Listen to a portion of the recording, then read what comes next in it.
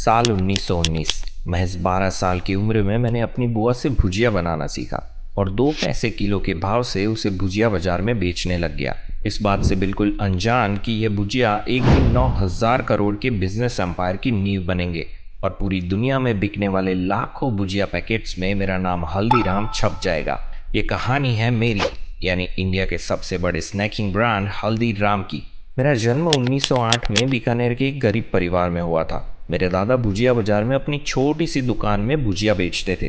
बचपन से ही मुझे भुजिया से बहुत लगाव था, इसीलिए 12 साल की उम्र में मैंने दिन रात एक करके भुजिया बनाने की प्रोसेस को मास्टर कर लिया था। लेकिन मैं कभी भी अपने बनाए हुए भुजिया से सेटिस्फाइड नहीं था। जो भुजिया मैं बेचता था वो बेसन से बनती थी। मैंने देखा कि राजस्थान के लोगों को मोठ की दाल बहुत पसंद है, इसीलिए मैंने अपनी भुजिया को बेसन के साथ मोठ की दाल में मिलाकर बनाना शुरू कर दिया। और फिर क्या, नई भुजिया लोगों को बहुत पसंद आई और बहुत जल्द ही बीकानेर के लोगों के दिल में बस गई। लेकिन अभी भी मुझे अपनी बनाई भुजिया में कुछ कमी महसूस हो रही थी। मैंने रियलाइज़ किया कि मेरी बनाई हुई भुजिया मोटी और सॉफ्ट है, लेकिन अगर मैं इसे थिन और क्रिस्पी बना दूं तो कस्टमर्स को इसे खाने का बड़ा मज़ा आएगा। इसीलिए मुझे अपने बैटर को पतला बनाना था और ऐसा मैश चाहिए था जिसके होल्स छोटे हो ताकि उसमें पतली भुजिया बन सके। मैंने मार्केट में कई मैश मेकर्स के साथ मिलकर एक परफेक्ट मैश बनवाया और अपने बैटर के कई वेरिएंट्स भी ट्राई किए। फाइनली कई महीनों के एक्सपेरिमेंट्स के बाद मैंने एक परफेक्टली थिन और क्रिस्पी भुजिया बना ली। इस नई भुजिया ने सेल्स को एक्सपोनेंशियली बढ़ा दिया। सब कुछ अच्छा चल रहा था कि तभी 1944 में मेरी जिंदगी में बहुत बड़ा सेटबैक आया।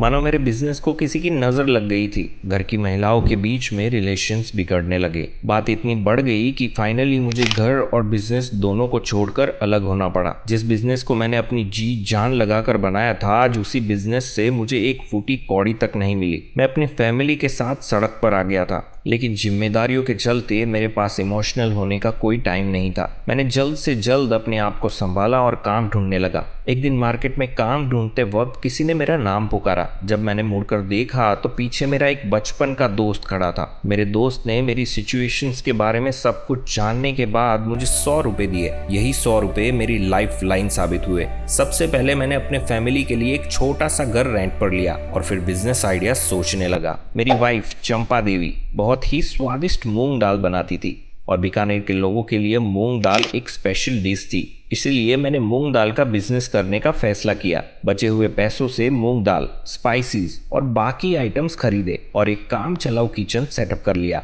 हम दोनों जल्दी उठकर मूंग दाल प्रिपेयर करते थे और फिर मैं पूरे दिन मार्केट में घूम घूम कर लोकल वर्कर्स और ऑफिस गोअर्स को बेचता था। कुछ ही समय में मैंने मूंग दाल के साथ अपने ओरिजिनल पैशन यानी भुजिया को भी बेचना शुरू कर दिया। हार्ड वर्क, टेस्ट और क्वालिटी के चलते मेरा एक लॉयल कस्टमर बेस बन गया था और कुछ ही समय में मैंने एक छोटी सी शॉप को रेंट पर लेने के लिए पैसे जमा कर लिए। शॉप खुलने के कुछ ही समय में मार्केट में बात फैल गई कि हल्दीराम और उनकी भुजिया वापस आ चुके हैं। मेरी दुकान में लोगों की लाइन लगने लगी और देखते ही देखते मैं फिर से लोकल भुजिया किंग बन गया। फिर 1950 में कुछ ऐसा हुआ जो मेरे लिए एक बहुत बड़ा टर्निंग पॉइंट साबित हुआ। मैं अपने एक दोस्त की बेटी की शादी में कोलकाता गया था। वहां मैंने सभी मेहमानों के लिए भुजिया बनाई थी और भुजिया खाने के बाद मेहमानों का रिएक्शन देखा तो मैं काफी सरप्राइज था। उन लोगों को भुजिया उतनी पसंद आई कि वो तारीफ तो कर रहे थे, साथ में मुझे बल्क ऑर्डर्स भी दे रहे थे। मुझे समझ आ गया था कि कोलकाता में अपने बिजनेस को एक्सपेंड करना एक बहुत बड़ी अपॉर्चुनिटी है, क्योंकि वहाँ कोई बड़ा कॉम्पिटिटर था ही नहीं जो भुजिया बेचता हो। 1955 में मैंने अपने छोटे बेटे रामेश्वर लाल और अपने सबसे बड़े पोते शिव किशन को कोलकाता में बिजनेस सेटअप करने के लिए भेज दिया।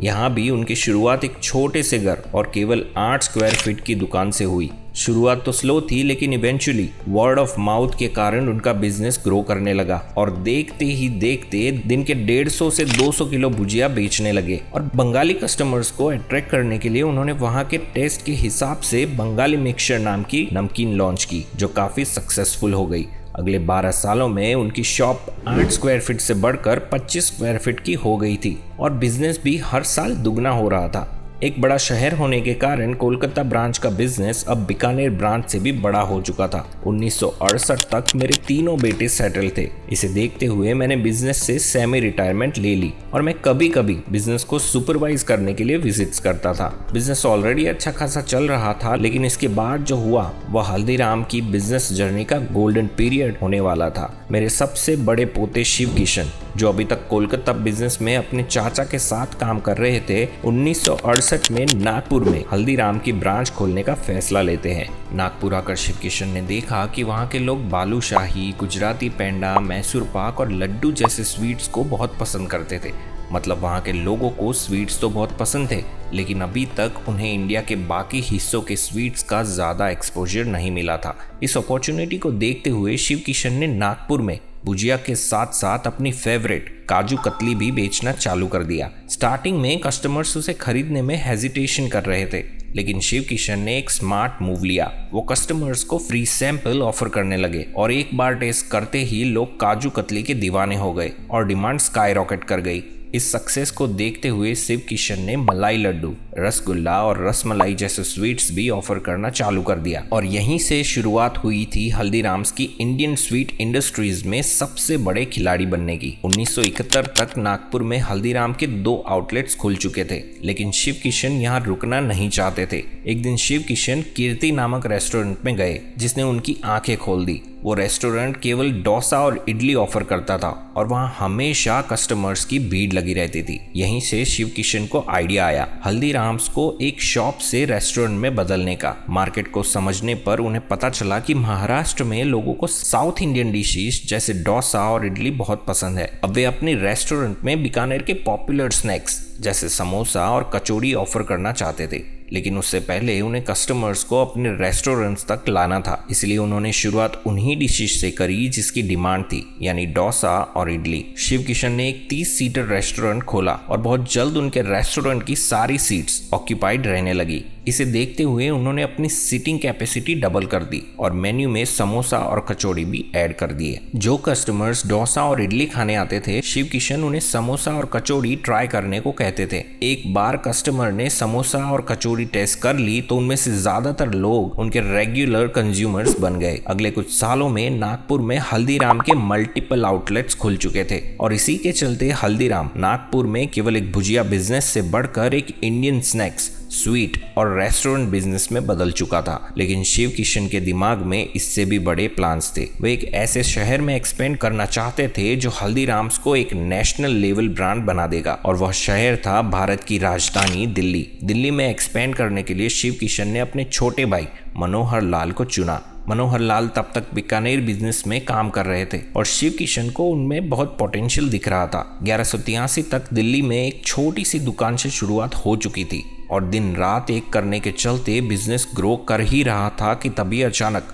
उनके साथ बहुत बड़ी ट्रेजेडी हो गई। 1984 में भयानक एंटी सिख राइट्स ने दिल्ली को झुलसा दिया था और इसी दौरान मनोहर लाल की दुकान और घर भी जल गया। अगले 2 महीनों तक हल्दीराम्स का दिल्ली का बिजनेस जीरो पर आ चुका था, लेकिन मनोहर लाल ने हार नहीं मानी थी। उन्होंने नागपुर और बीकानेर से फाइनेंशियल हेल्प ली और दिल्ली में एक नई 300 स्क्वायर फीट की शॉप खरीद के बिजनेस को रीस्टार्ट किया। उन्होंने जो रेपुटेशन बिल्ड की थी वो बहुत काम आई और बिजनेस वापस पिकअप करने लगा। लेकिन कहानी तो अभी सिर्फ शुरू हुई थी, उसका क्लाइमैक्स आना बाकी था। हल्दीराम्स ने अपने प्रोडक्ट्स को देश के घर घर में पहुंचाने का सपना देखा और बिना किसी देरी के मार्केट रिसर्च और स्टडी करके अपनी बीकानेरी भुजिया और आलू भुजिया जैसे प्रोडक्ट्स को नाइट्रोजन पैकेजिंग में बेचना चालू कर दिया, जिससे उनकी सेल्फ लाइफ कुछ दिनों से बढ़कर कुछ महीनों तक पहुंच गई। इस नई पैकेजिंग के कारण हल्दीराम का बिजनेस अब नागपुर या दिल्ली तक लिमिटेड नहीं था। अब लोग इंडिया के छोटे से छोटे शहर में हल्दीराम्स की भुजिया खरीद सकते थे। लॉन्च के बाद कस्टमर्स ने इन प्रोडक्ट्स को बहुत अच्छा रिस्पॉन्स दिया और इसीलिए हल्दीराम्स ने अपने पैकेज फूड सेगमेंट्स में रसगुल्ला, सोन पापड़ी, पिकल्स, कचौड़ी जैसे कई प्रोडक्ट्स को ऐड किया।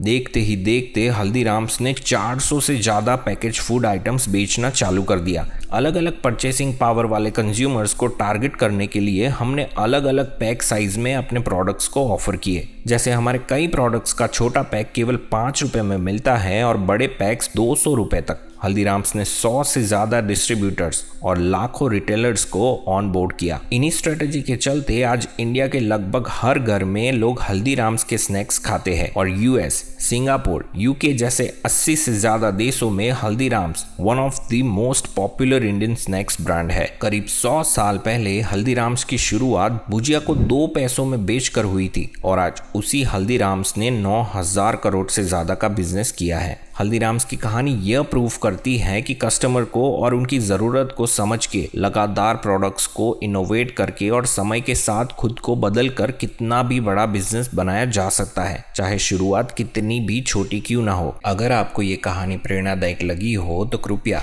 इस वीडियो को लाइक और शेयर करें और हमारे चैनल को सब्सक्राइब करें ताकि आप और भी लाइफ चेंजिंग कहानियां देख सके। फिर मिलेंगे एक ऐसे ही लाइफ चेंजिंग वीडियो के साथ। तब तक के लिए रखिए अपना बहुत सारा ध्यान and thank you for watching this video.